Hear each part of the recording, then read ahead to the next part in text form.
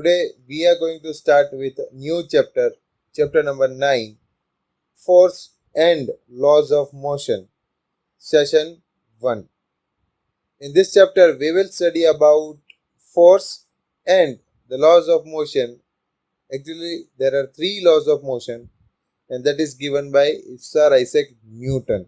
Okay, so let us start session 1.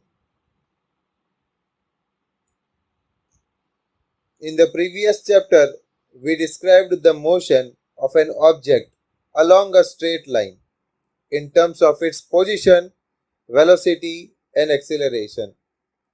तो last chapter में हमने ऑलरेडी देखा है मोशंस के रिलेटेड, बॉडी के अलग अलग मोशन, उसका अलग अलग पोजीशन है तो हम बोलते हैं कि मोशन में है. वो वेलोसिटी उसका चेंज हो रहा है या यूनिफॉर्म वेलोसिटी है तो मोशन में है, या एक्सीलरेशन उसका यूनिफॉर्म है नॉन यूनिफॉर्म है, वो सब के बारे में हमने लास्ट चैप्टर में प्रॉपर्ली स्टडी किया हुआ है. Okay, we saw that such a motion can be uniform और नॉन यूनिफॉर्म.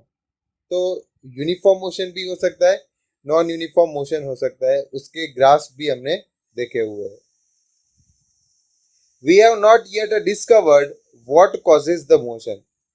तो मोशन हमें पता चला कि एक जगह से दूसरी जगह पे जा रहा है तो हम बोल सकते हैं कि मोशन में बॉडी आया था या आया होगा. बट वो मोशन किसके कारण आया है, that we are going to study in this chapter. Why does the speed of an object change with time. Object का स्पीड क्यों चेंज हो रहा है टाइम के साथ साथ, वो कम हो रहा है या बढ़ रहा है, तो that also we are going to study in this chapter. Do all motions require a cause? If so, what is the nature of this cause? तो हर एक मोशन के लिए कुछ कॉज चाहिए. कॉज मतलब कुछ फोर्स चाहिए, कुछ फोर्स चाहिए तो वो उसका नेचर कैसा होगा, मतलब हमें फोर्स उसको अप्लाई करना पड़ेगा या नेचुरली अप्लाई होगा या वो खुद से ही स्टार्ट हो जाएगा. So it depends on the condition. In this chapter, we shall make an attempt to quench all such curiosities. मतलब ये सब जितने भी क्वेश्चंस है हमारे, वो सब हम ये चैप्टर के अंदर सॉल्व करना ट्राई करेंगे, या you will try to get the answer of this question, and I know you will definitely get the answer of this question.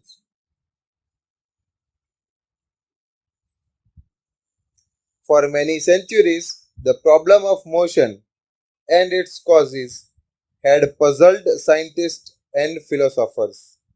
तो ये मोशन क्यों हो रहा है, कैसे हो रहा है, कब होगा, तो ये सब साइंटिस्ट एंड फिलोसोफर्स जितने भी थे ओल्ड टाइम पर मतलब बहुत सेंचुरीज के पहले, तो वो टाइम पर बहुत सारे कंफ्यूजन थे अंदर. साइंटिस्ट के पास भी मतलब उनको समझ में नहीं आ रहा था ठीक से, फिलोसोफर भी अपने हिसाब से थियरी बोल रहे थे. ठीक है, तो now we got exact meaning of motion and what is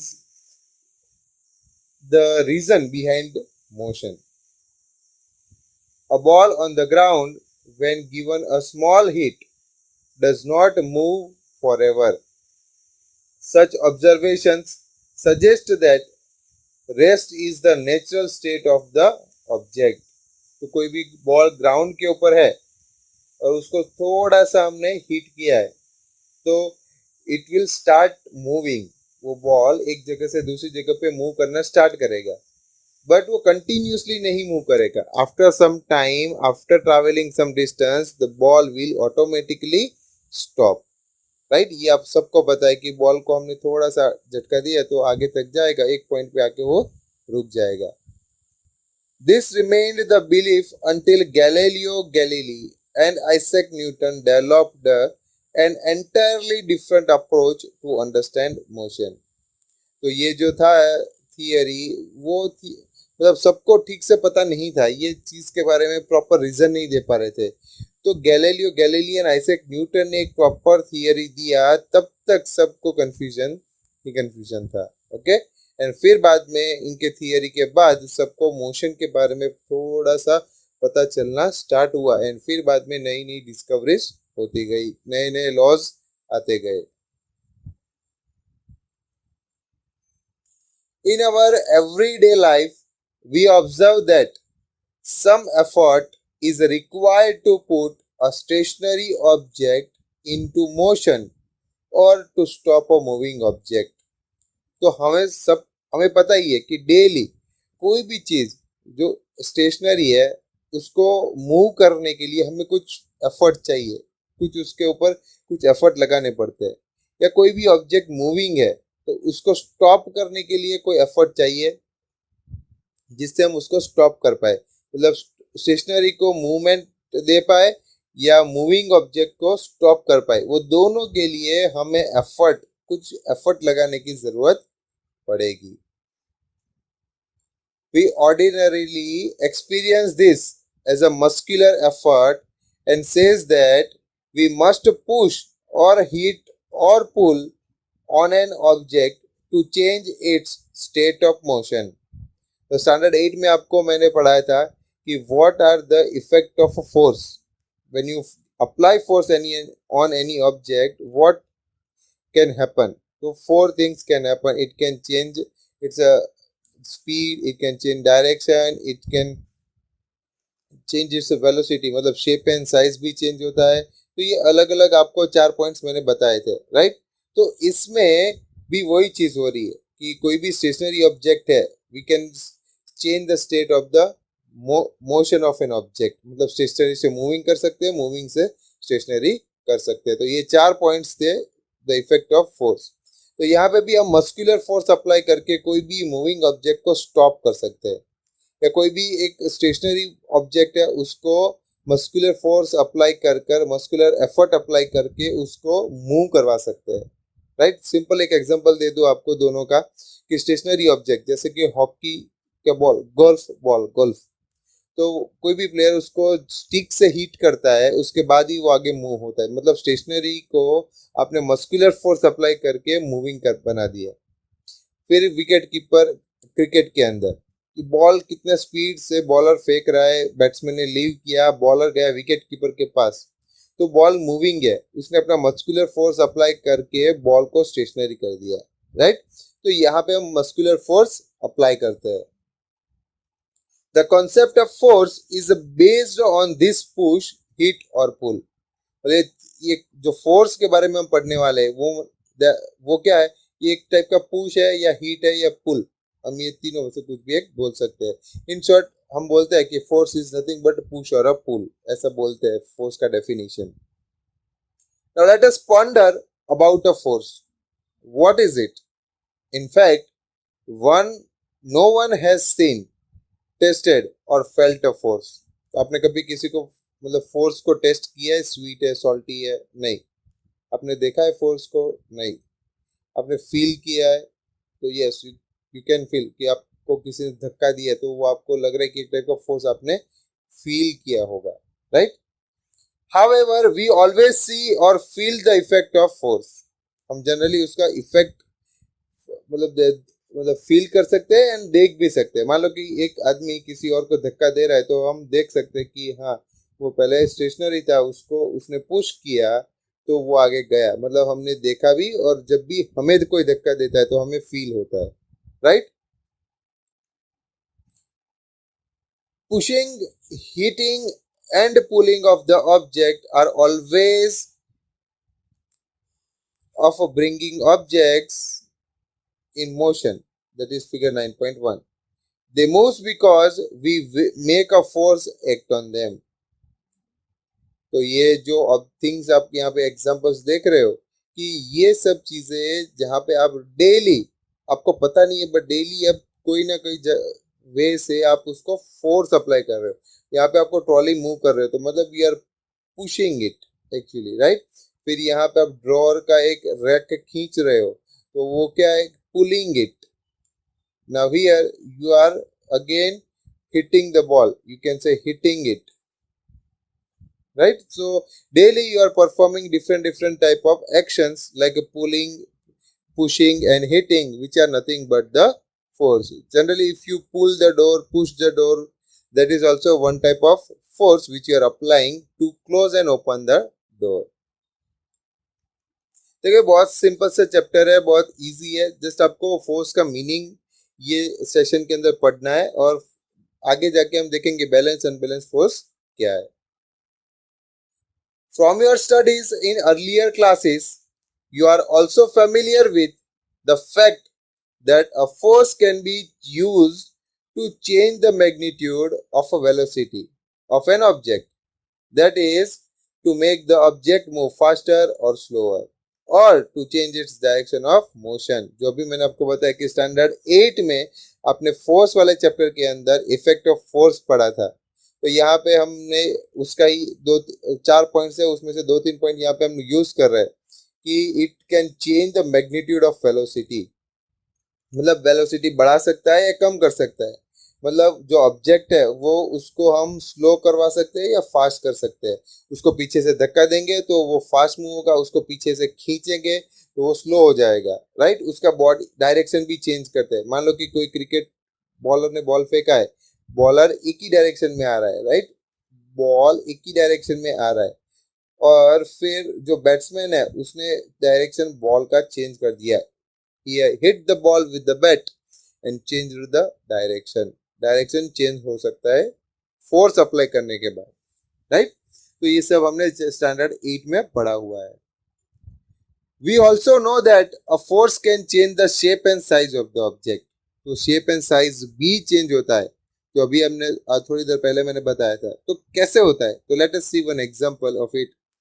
Here it is the here is the one example that is of the spring. ये नॉर्मल पोजीशन है स्प्रिंग का. जब भी हम दोनों साइड फोर्स अप्लाई करेंगे तो it will change its shape and size. There is a small rubber ball. When you push it from both the side you are pushing it, it will change its shape and size. And जब भी आप उसके ऊपर से force ले लेते हो तो automatic it will come back to its original shape. यहाँ पे भी आपने फोर्स ले लिया, ये फोर्स निकाल दिया आपने तो ओरिजिनल शेप में आ जाएगा. यहाँ पे फोर्स निकाल लिया, it will come back to its original shape. Got it? So here you have studied about the force. That is, what is force? That is nothing but pull, push or hit. And what are the effect of force? That is, if you apply the force, you can change the state of the motion. मतलब stationary से moving कर सकते हो, moving से stationery कर सकते हो. Second, you can change the velocity of the object. आप उसको पीछे से धक्का देके स्पीड में मूव करवा सकते हो, उसको खींच कर स्लो भी कर सकते हो. You can change the direction of the motion. अब जैसे कि क्रिकेट का बॉल देखो कि एक बॉलर बॉल फेंक रहा है तो बैट्समैन हिट करके उसका डायरेक्शन चेंज कर रहा है. And the last one is you can change the shape and size of the object with the help of force. You can apply the force and change the shape and size of it. Right? तो ये चार effect है force के जो आपको पता होने चाहिए. एंड बहुत ही सिंपल सा चैप्टर है, ठीक से ध्यान देते जाना. ठीक है. एंड कुछ भी डाउट है तो कभी भी आप मुझे कॉल करके पूछ सकते हो. Now balanced and unbalanced forces. Very easy and very simple one. Balance आपको पता है, बैलेंस मतलब सब साइड से सेम, ऐसा वर्ड आपको आया होगा. राइट. दिमाग के अंदर. तो let us try to understand what is a balance force first. Figure 9.3 shows a wooden block. That is, this is a wooden block we are talking about on a horizontal table. ये wooden block रखा हुआ है table के ऊपर. Two strings x and y are tied to the opposite faces of a block as shown. दोनों side हमने एक side x and एक साइड y स्ट्रिंग टाई करके रखा हुआ है ब्लॉक को. If we apply a force by pulling the string x, मतलब ये स्ट्रिंग खींचा आपने, the block begins to move to the right. मतलब राइट साइड मूव करना स्टार्ट करेगा. ऑब्वियस है, आपने खींचा है इस साइड तो बॉक्स धीरे धीरे ये साइड मूव करेगा. Similarly, if we pull the string y, the block moves to the left. या फिर हमने y खींचा है तो y की साइड वो स्टार्ट करेगा मूव करना block. Right. This is a very simple thing to understand. But if the block is pulled from both the sides with equal forces, the block will not move. तो ये जो block है वो move नहीं करेगा जो हमने दोनों साइड सेम फोर्स के साथ पुल किया है. तो got it? Such forces are called balanced forces and do not change the state of the motion of an object. तो कभी भी हम बैलेंस फोर्स अप्लाई कर रहे हैं, मतलब दोनों साइड से सेम फोर्स अप्लाई करेंगे, same force, then it will remain as it is, मतलब there will be no change in the state of motion, object will remain in a same state बोल रहा हूं मैं। जो मूविंग है तो मूविंग ही रहेगा, जो स्टेशनरी है तो स्टेशनरी रहेगा। समझ लेना, ये मूविंग बॉडी पर भी बैलेंस्ड फोर्स एक्ट होता है। अपने दोनों साइड से सेम फोर्स अप्लाई किया, बॉडी मूव कर रहा है तो वो तो मूव ही करता रहेगा, राइट। तो ये चीज आपको पता होनी चाहिए। This is a very important thing about the balance force which you should know.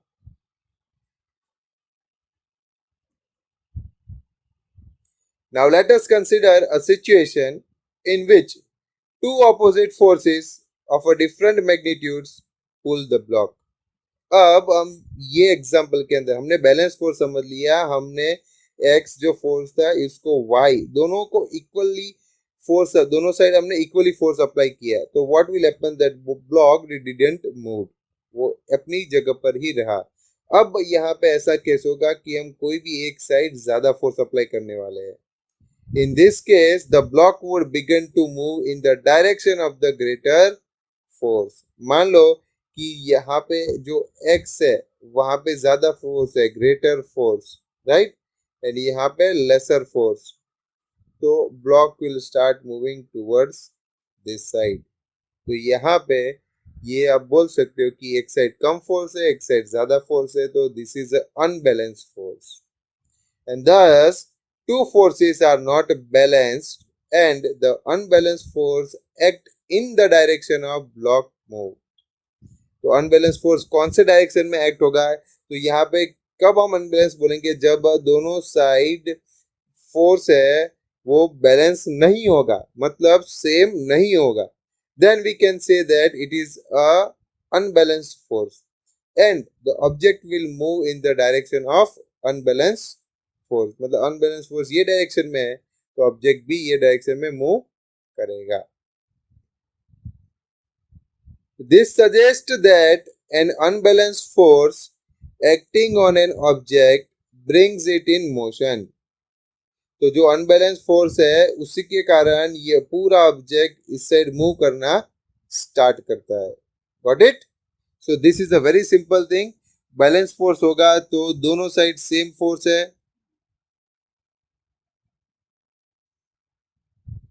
Balance force होगा तो दोनों साइड सेम फोर्स है एंड सेम फोर्स है, इसी के कारण ऑब्जेक्ट स्टेशनरी रहेगा, it will not move. And when there is a unbalanced force the object will move in the direction of unbalanced force. मान लो कि ज्यादा फोर्स इस साइड है तो ये डायरेक्शन में ब्लॉक मूव करेगा, ज्यादा फोर्स इस साइड है तो ब्लॉक ये डायरेक्शन में मूव करेगा, एंड अनबैलेंस्ड फोर्स भी ये डायरेक्शन में होगा, जो ये साइड मूव कर रहा है तो अनबैलेंस्ड फोर्स ये डायरेक्शन में होगा। Got it? What happens when some children try to push a box on a rough floor? बहुत बार क्या होता है कि हम बॉक्स मूव करते हैं तो वो मूव होता ही नहीं है। तो what is the reason behind it? Let us see. If you push the box with a small force, the box does not move because of a friction acting in the direction opposite to the push. That is given in figure 9.4a. तो मान लो कि ये जो arrow दिख रहा है आपको वो आपका पुश है, मतलब आप धक्का दे रहे हो।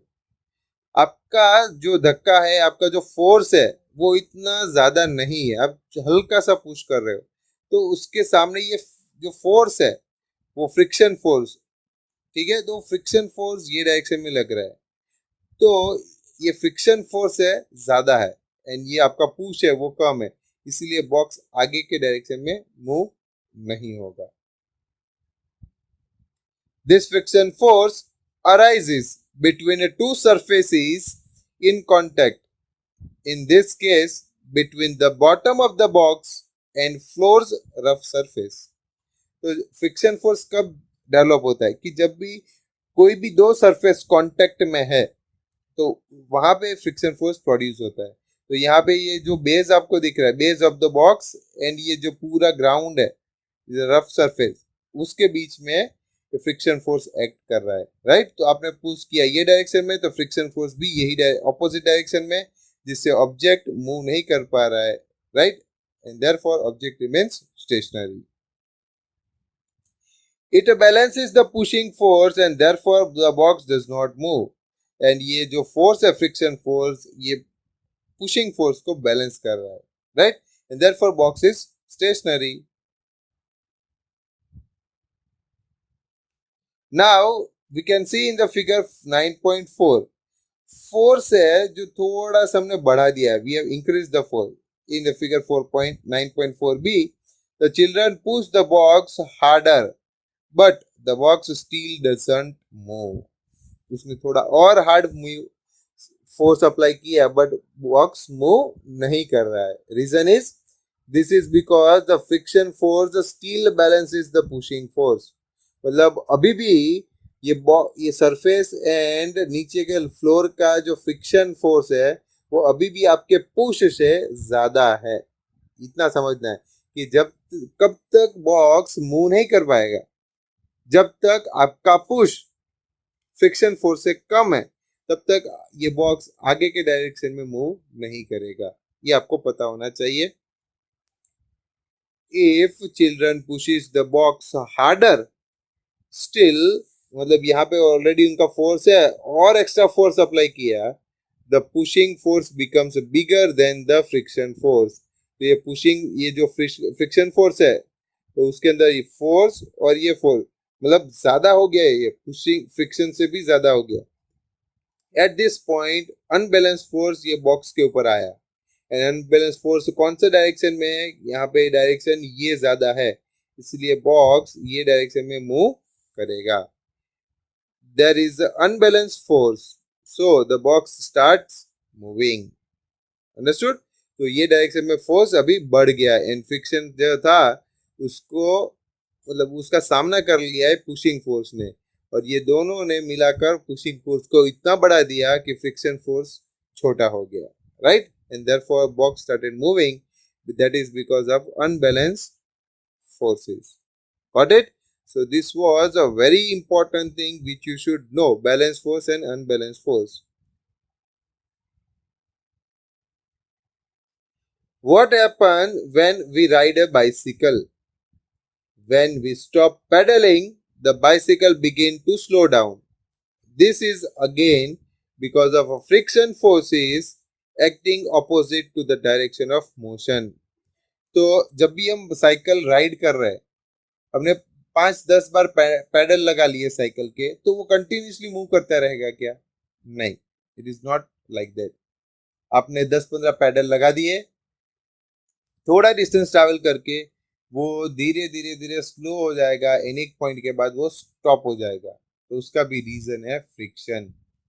मतलब आपका जो मूविंग फोर्स है, साइकिल का मोशन है, उसको अपोज कर रहा है फ्रिक्शन, धीरे धीरे धीरे थोड़ा थोड़ा थोड़ा कम कर रहा है एंड एक पॉइंट के बाद उसको अपोज पूरा कर लेगा. मतलब जो आपका मूवमेंट है, जो पुश कर रहे हो, उसका फोर्स एंड फ्रिक्शन फोर्स दोनों सेम हो जाएंगे. Object will become stationary. जैसे कि आप यहाँ पे देख रहे हो कि साइकिल कंटिन्यूसली हम चलाकर छोड़ नहीं देते हैं, कंटिन्यूसली उसको पेडल लगाने पड़ते हैं. In order to keep the bicycle moving, we have to start pedaling again. And bicycle को आपको थोड़ी देर के लिए पैडल छोड़ दो तो धीरे धीरे स्लो हो जाएगा, फिर से आपको उसको पैडल लगाना है, फिर से आप कुछ डिस्टेंस तक जा सकते हो. तो this is how you run on the bicycle, or you can say you ride the bicycle. It thus appears that an object maintains its motion under the continuous application of an unbalanced force. तो ऐसा हमें लग रहा है कि ये जो unbalance force लग रहा है उसी के कारण जो बॉडी है वो कंटिन्यूअसली मूवमेंट में रहेगा. तो ऐसा है कि हम पैडल कंटिन्यूअसली लगा रहे हैं तो वो अनबैलेंस फोर्स उसके ऊपर एक्ट कर रहे हैं, मतलब फ्रिक्शन से ज्यादा फोर्स हम अप्लाई कर रहे हैं, इसलिए साइकिल मूव कर रहा है, राइट. हमें ऐसा लगता है but actually this is not correct. अभी करेक्ट क्या है वो हम देखते हैं. An object moves with a uniform velocity when the forces, मतलब कि कौन से forces, pushing force and frictional force acting on the object are balanced. तो ऑब्जेक्ट मूव कब कर पाएगा, यूनिफॉर्म वेलोसिटी की बात कर रहे हैं, मतलब वेलोसिटी चेंज नहीं हो रही है, वेलोसिटी चेंज नहीं हो रही है, 40 किलोमीटर पर आवर की स्पीड से बाइक जा रहा है। अब वहां पर कोई एक्सटर्नल फोर्स हो रहा है, बैलेंस फोर्स लग रहा है।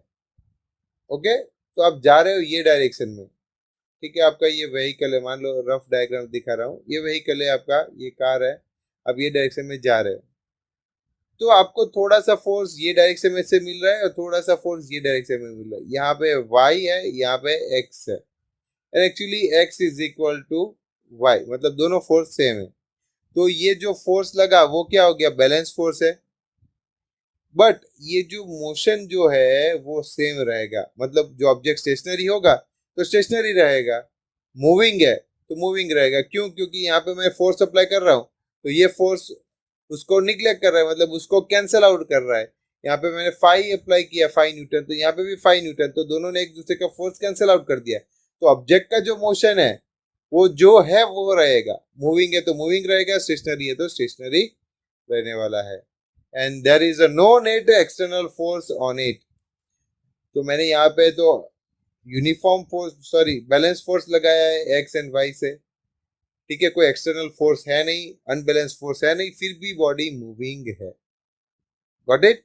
तो जब भी बैलेंस फोर्स एक्ट करता है बॉडी के ऊपर एंड बॉडी मूविंग है, तो बॉडी मूविंग ही रहेगा, ये आपको पता होना चाहिए।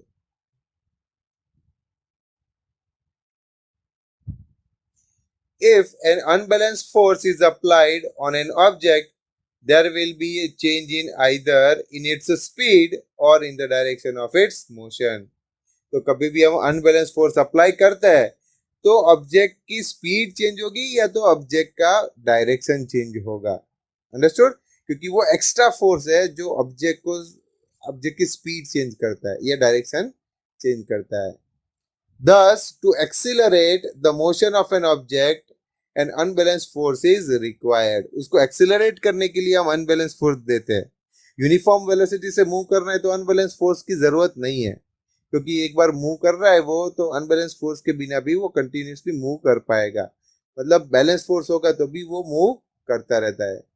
जब भी बॉडी को एक्सेलरेट करना है, मतलब स्पीड बढ़ाना है या स्पीड कम करना है या डायरेक्शन चेंज करना है, तब हम अनबैलेंस फोर्स अप्लाई करते हैं। अंडरस्टूड? तो कब अनबैलेंस फोर्स अप्लाई होगा, कब बैलेंस फोर्स अप्लाई होगा, कौन से कंडीशन में व्हीकल मूविंग रहेगा, तो वो सब आपको कंडीशंस पता होने चाहिए। And the change in its speed और in the direction of motion would continue as long as this unbalanced force is applied.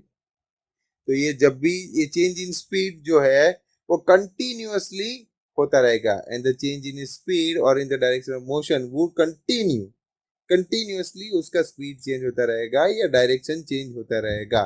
कब तक? As long as this unbalance force is applied, जब तक हम अनबैलेंस फोर्स अप्लाई करते रहेंगे तब तक उसका वेलोसिटी चेंज होता रहेगा या स्पीड चेंज होता रहेगा या तो उसका डायरेक्शन चेंज होता रहेगा। Understood? So this is because of a unbalanced force. However, if this force is removed completely, the object would continue to move with the velocity it has acquired till then.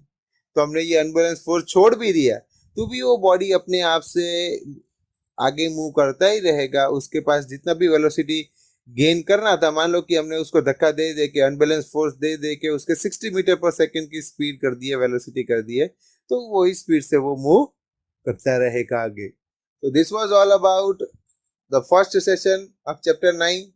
We have studied about the force, what are the effect of force, what is the balance force, what is unbalance force, and what are the causes of balance and unbalanced forces.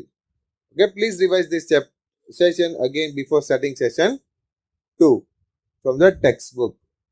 Thank you and have a great day.